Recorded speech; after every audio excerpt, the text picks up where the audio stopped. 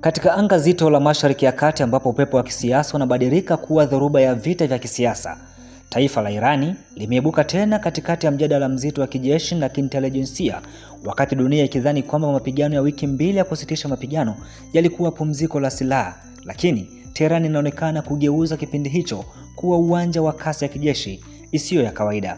Kwa mujibu wa taarifa zilizotolewa na kamanda wa kikosi cha anga cha Jeshi la Walinzi wa Mapinduzi ya Kiislamu IRGC, Jenerali Saidi Masjid Mousavi amesema Iran imepiga hatua kubwa katika uwezo wake wa kujaza tena vizindua makombora na ndege zisizo na rubani yani drones hadi kufikia kiwango kinachodaiwa kuzidi kile cha kabla ya vita kuanza. Katika video iliyosambaa kwenye mitandao ya kijamii, mitambo ya chini ya ardhi inaonekana ikifanya kazi kwa kasi ya ajabu, makontena ya silaha yakisogezwa, vizindua vikirejeshwa na mitambo ya drones ikirekebishwa ndani ya maeneo ya siri yaliyojengwa chini ya milima na ndani ya ardhi ya Irani. Mousavi katika ujumbe wake ulioambatana na picha hizo alitoa kauli kali iliyotikisa duru za kijeshi duniani, na hapa namnukuu: kazi yetu ya kujaza tena na kuboresha vizindua vya makombora na drones imepita hata kile kiwango cha kabla ya vita, mwisho wa kunukuu. Kauli hiyo haikuwa tu taarifa ya kijeshi, ilionekana kama ujumbe wa moja kwa moja kwa wapinzani wake, hasa Marekani na Israeli pamoja na washiriki wengine, kwamba Irani haikusimama tu, bali ilibadilisha mapumziko kuwa kipindi cha kuimarisha nguvu ya hali ya juu. Kwa upande wake alidai kwamba Marekani katika kipindi hicho cha kusitisha mapigano ililazimika kusafirisha silaha kidogo kidogo kutoka upande mwingine wa dunia, akimaanisha changamoto za kiufundi na kiufadhili za kuendelea na operesheni za mbali. Ripoti za kijasusi zilizonukuliwa na vyombo vya kimataifa kama Wall Street Journal zinaonyesha picha tofauti, lakini zinazosaidia kuelewa ukubwa wa mchezo huu wa kimkakati. Irani inadaiwa kuwa na mtandao mkubwa wa maghala ya chini ya ardhi yaliyoundwa mahususi kulinda makombora ya masafa ya kati na masafa mafupi. Mfumo huo, kwa mujibu wa ripoti hizo, umeifanya Irani kuendelea kuwa na maelfu ya silaha ambapo zinaweza kutolewa ghafla na kurushwa ndani ya muda mfupi. Hili ndilo linalopelekea wataalamu wengi wa kijeshi kusema kuwa vita vya sasa si vya uwanja wazi pekee, bali ni vita vya kivuli, vita vya chini ya ardhi, mitandao na teknolojia za kufichika. Mjadala mwingine mkubwa unaohusishwa na mzozo huu ni eneo la kimkakati la Strait of Hormuz, ambalo linatajwa kuwa njia ya karibu 20% ya mafuta na gesi duniani. Kwa mara nyingine, mvutano ulioripotiwa kuongezeka baada ya IRGC kudai kuzuia upatikanaji wa njia hiyo kwa maadui wake. Kauli hizi zinaongeza wasiwasi wa wachambuzi kwamba eneo hilo linaweza kuwa kitovu cha mshtuko wa kiuchumi duniani iwapo mvutano utaendelea. Zaidi ya silaha na makombora, vita hii inaonekana pia kuwa ya hadhi ya kisiasa. Irani inajaribu kuonyesha kuwa licha ya mashinikizo ya kijeshi, bado ina uwezo wa kujipanga upya haraka na kuendelea kusimama dhidi ya mataifa yenye nguvu kubwa hapa duniani. Mousavi alisifu pia mkakati wa kijeshi wa kiongozi wa mapinduzi ya Kiislamu, akisema umejengwa juu ya vita, yani vita visivyo vya kawaida vinavyotegemea ubunifu, teknolojia ya ndani na wataalamu wachanga wa nchi hiyo. Hii inaashiria mabadiliko makubwa ya doktrini ya kijeshi Irani kutoka nguvu ya kawaida kwenda mfumo wa vita unaotegemea akili, kasi ya uzalishaji na mtandao wa siri. Wakati haya yakitokea, dunia inabaki katikati ya hali ya tahadhari. Masoko ya nishati yanaendelea kutikisika, gharama za usafirishaji zinaongezeka, na wachambuzi wa usalama wakiendelea kuonya kuwa mzozo huu unaweza kubadilika kutoka vita vya kikanda hadi mgogoro wa kimataifa. Lakini ndani ya Tehran simulizi ni tofauti. Ni simulizi ya ustahimilivu, kujenga upya na kuonyesha kwamba nguvu ya kijeshi haipimwi tu na mashambulizi, bali pia uwezo wa kupona haraka kuliko adui. Katika mazingira haya, swali kubwa linabaki: je, huu ni mwanzo wa enzi mpya ya vita vya kasi na teknolojia, au ni hatua nyingine katika mchezo wa muda mrefu wa kisiasa kati ya Irani na mataifa makubwa? Jibu lake bado limejificha kama makombora yaliyo ndani ya milima ya chini ya ardhi ya Irani.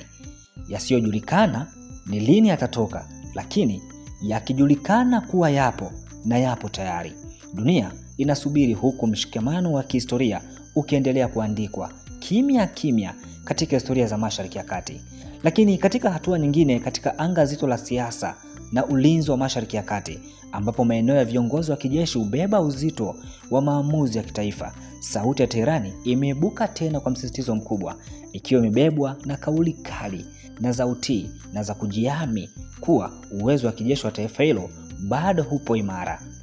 Katika tukio lililofanyika kuhusiana na siku ya jeshi la Irani, mkuu wa majeshi ya ardhini ya Jamhuri ya Kiislamu ya Irani, Amir Hatami, ametoa ujumbe mzito wa shukrani na utii kwa uongozi wa juu wa mapinduzi ya Kiislamu. Katika ujumbe wake uliochapishwa siku ya Jumapili, Hatami alieleza wazi kuwa jeshi la Irani linaona uongozi wa nchi kama nguzo kuu ya maamuzi yote ya kijeshi, huku akisisitiza kuwa vikosi vyake viko tayari kufuata amri bila kusita na kujitoa muhanga kwa ajili ya Irani na dola ya Kiislamu. Kauli yake ilibeba uzito wa kihistoria, ikijengwa juu ya simulizi ndefu ya Irani kuhusu vita, ulinzi wa taifa na kile wanachokiita mapambano dhidi ya maadui wa nje. Hatami alieleza kuwa migawanyiko minne ya jeshi la ardhi la Irani iko katika hali ya utayari wa juu kabisa, ikiwa imejipanga kutekeleza majukumu yake katika mazingira yoyote yale ya hatari au shinikizo la kimataifa. Kwa mujibu wa ujumbe wake, wanajeshi wa Irani wako tayari kutoa damu yao hadi tone la mwisho na kusimama imara katika kile wanachokiita kulinda taifa, dini na maslahi ya watu wa Irani. Katika lugha ya kijeshi iliyosheheni msisitizo, Hatami aliongeza kuwa vikosi hivyo vitakuwa mstari wa mbele katika kukabiliana na maadui, huku wakisisitiza azima ya kufanya mchango wa juu kabisa wa uhai pale itakapohitajika. Kauli hizi zilikuwa baada ya ujumbe wa siku ya jeshi kutoka kwa kiongozi mkuu wa mapinduzi ya Kiislamu Said Mojtaba Khamenei, ambaye alisifu nafasi ya jeshi la Irani katika kulinda mipaka ya nchi na kudumisha kile alichokiita uhuru wa taifa. Katika ujumbe wake, Khamenei alisisitiza kuwa jeshi la Irani linaendelea kuwa nguzo muhimu katika ulinzi wa ardhi, maji na bendera ya taifa hilo, akilinganisha hali ya sasa na vipindi vya migogoro ya zamani ambayo Irani huita vita vilivyolazimishwa. Alisema kuwa jeshi hilo linafanya kazi bega kwa bega na vikosi vingine vya ulinzi katika mazingira ya tahadhari ya juu. Islamic Revolutionary of Iran Army, ambalo ni moja ya taasisi kuu ya kijeshi nchini Irani, limekuwa ikijenga taswira yake kwa miongo kadhaa kama nguvu ya ndani inayotegemea nidhamu kali, utii wa uongozi wa kisiasa na msisitizo mkubwa wa kujitegemea kijeshi. Katika simulizi za Teherani, jeshi hilo alikuonekana tu kama chombo cha ulinzi, bali pia kama alama ya heshima ya taifa na uthabiti wa mfumo wa mapinduzi ya mwaka 1979. Kauli za hivi karibuni za Hatami zinaendeleza mkondo wa ujumbe wa mara kwa mara kutoka kwa viongozi wa kijeshi wa Irani unaosisitiza kuwa nchi hiyo iko tayari kukabiliana na changamoto zozote za kiusalama, hasa katika mazingira ya mvutano wa kikanda na mataifa ya Magharibi. Ujumbe huo umejaa lugha ya kishujaa, maneno kama kujitoa muhanga, kusimama imara na kufanya maamuzi ya mwisho kwa ajili ya taifa, ambayo mara nyingi hutumika katika mawasiliano ya kijeshi ya Irani kuimarisha morali ya ndani na kuonyesha umoja wa kitaifa. Hata hivyo, wachambuzi wa masuala ya kimataifa mara nyingi huiona lugha hii pia kama sehemu ya mkakati wa kisiasa wa kuonyesha nguvu za kuzuia shinikizo la nje, hasa katika mazingira ya vikwazo na mvutano wa muda mrefu wa mataifa kadhaa ya Magharibi. Katika picha pana, ujumbe wa Amir Hatami na Said Mojtaba Khamenei unaonyesha sura ya Irani sasa, taifa linalojitambulisha kama imara ya kijeshi, lenye utii mkali wa kitawala na linalotumia lugha ya ujasiri kuimarisha msimamo wake katika siasa za kimataifa.